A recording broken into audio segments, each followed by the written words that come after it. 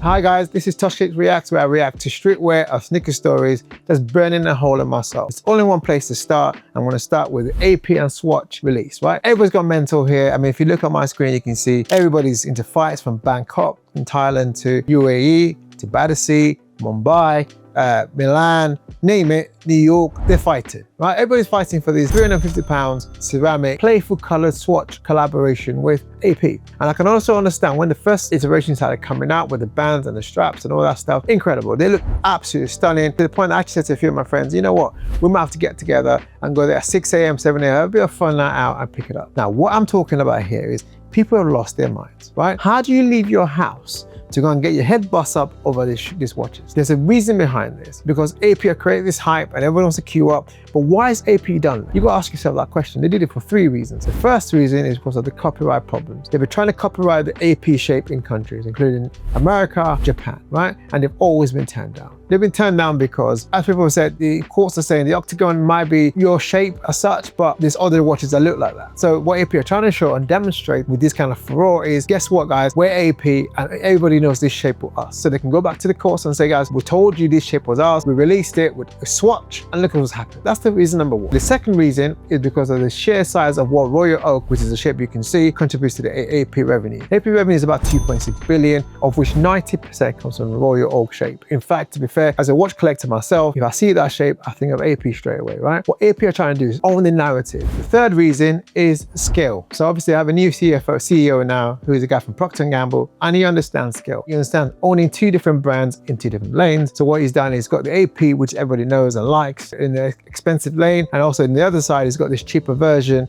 which I would imagine there'll be some more APs coming out. I've done it with Swatch for security. So those are 3 reasons why. But the key reason here for me is AP are trying to prove a point to the courts in Japan and the US that this shape is our shape and we understand it. What's my advice to the ToshKicks family, right?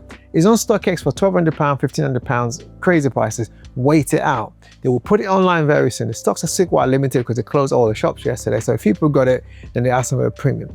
Wait it out. You can wait 3 months, right?